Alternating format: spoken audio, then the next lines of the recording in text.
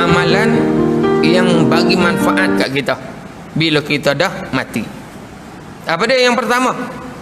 Maksudnya dia kata apabila anak Adam meninggal, maka mengalirlah kepadanya 10 perkara yang kita nak jaga elok-elok.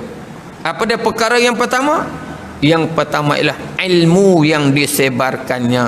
Kita sebarlah, ambillah peluang, sebarkan ilmu. Waktu alim-alim ulama sentiasa menyebarkan ilmu mereka di pondok-pondok, di sekolah-sekolah, di tahfiz-tahfiz. Tambah hari ini kita ada YouTube, kita ada Facebook dan sebagainya. Kita ambil peluang untuk nak sebarkan ilmu kita. Kalau kita boleh cakap, kita cakap. Kalau kita tak boleh cakap, kita tulis. Tulis walaupun sepatah. Sebab Nabi kata balighu anni walau ayah.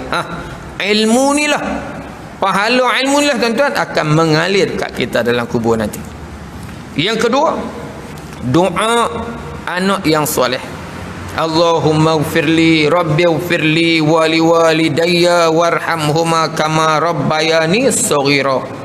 Anak yang doa ni, pahala tu akan sampai dekat kita dalam kubur. Selagi mana ada anak yang soleh. Yang ketiga, pohon kurma yang ditanam. Pokok kurma. Jenuh Ustaz, pokok kurma tak ada.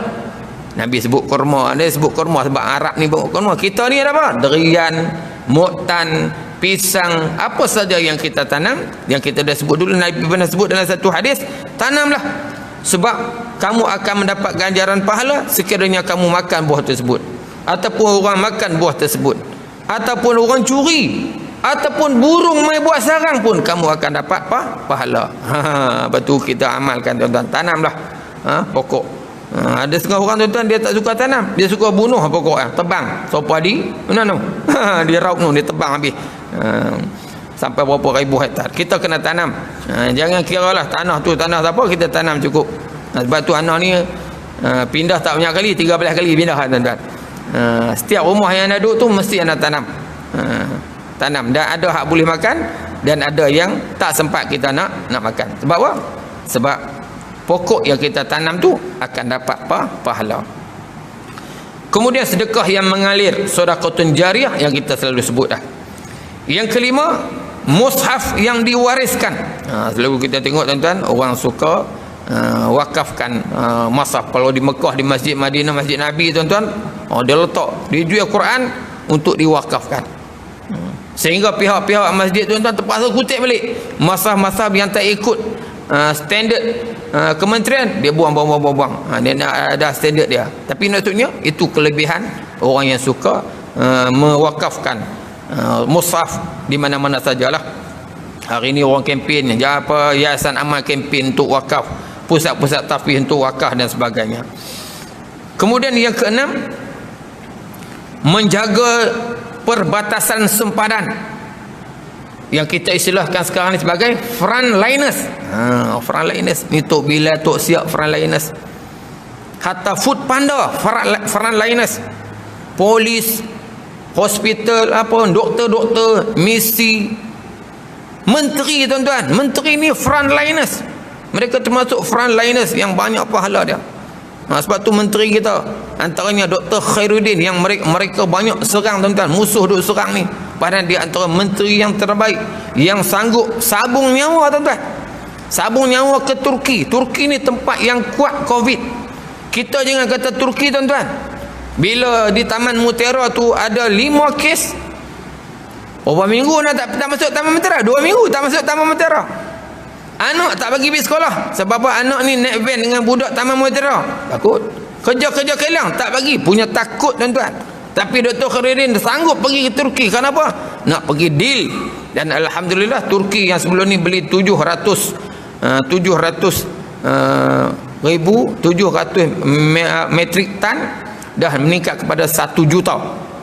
Dia meningkat kepada 1 juta metrik tan hasil pada rundingan tu. Dia ni frontliners, orang yang dapat ganjaran pahala yang berterusan nanti bila dia dah mati.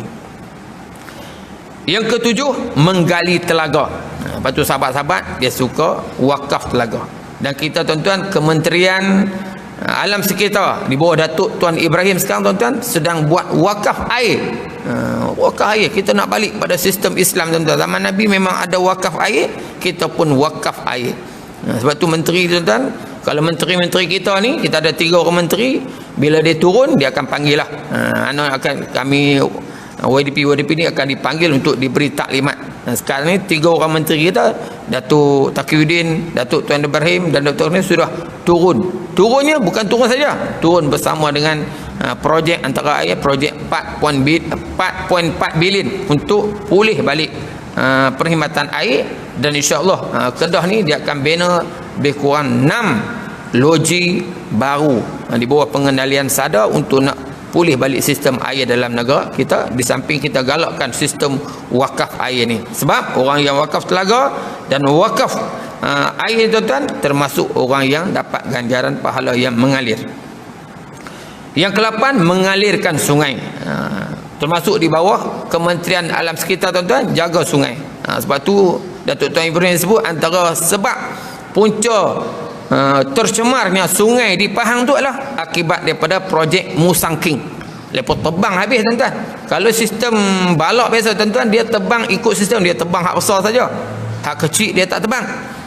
Dan sepatutnya balak ni tuan-tuan dia kena pakai helilog, maksudnya guna helikopter, itu baru terbaik. Tapi kebanyakan ni tak turut, dia pakai tebang. Bila tebang tuan-tuan, pokok besar terbalik, habis rosak.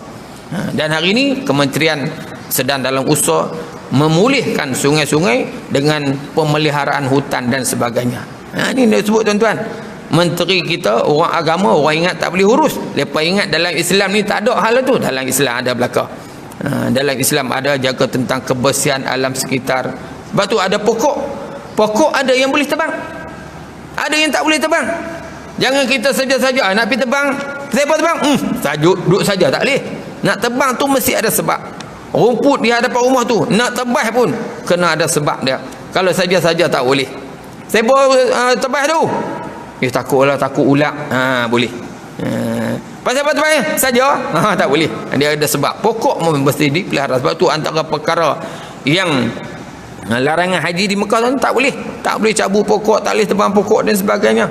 Maksudnya ajaran Islam cukup mementingkan aspek itu. Baik, yang ke-8 ni maksudnya mengalirkan sungai, dalam kita istilahkan sebagai memelihara dan memulihara sungai. InsyaAllah tuan-tuan, kalau kita balik mematuhi Islam, tak mustahil negara kita juga akan jadilah sebagaimana Korea, Taiwan, Jepun dan sebagainya tuan-tuan. Sungai mereka cukup bersih. Kita ni sungai tak lalu nak tengok sebab apa? Sebab tidak ada kesedaran orang Islam, tapi tak ikut Islam menyebabkan sungai kita tercemar. Yang ke-9, rumah untuk musafir yang dibangunkan. Orang buat homestay, tapi homestay ni kan tak, ni dia buat homestay ni buat rumah penginapan untuk pelancong-pelancong duduk. Tu khidmat, bagi khidmat percuma pada pelancong-pelancong duduk di rumah dia. Itu juga mendapat ganjaran yang besar. Tahniahlah pada orang yang ada homestay. Homestay. Tapi jangan-jangan tu kalau ada ustaz-ustaz kita nak duduk, bagi free lah. Ambil lah, jangan tak ambil duit lah tu.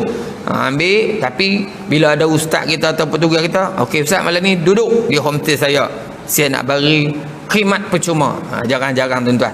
Supaya kita nasihat ustaz-ustaz ni. Ustaz ni duk pergi kuliah, tuan-tuan.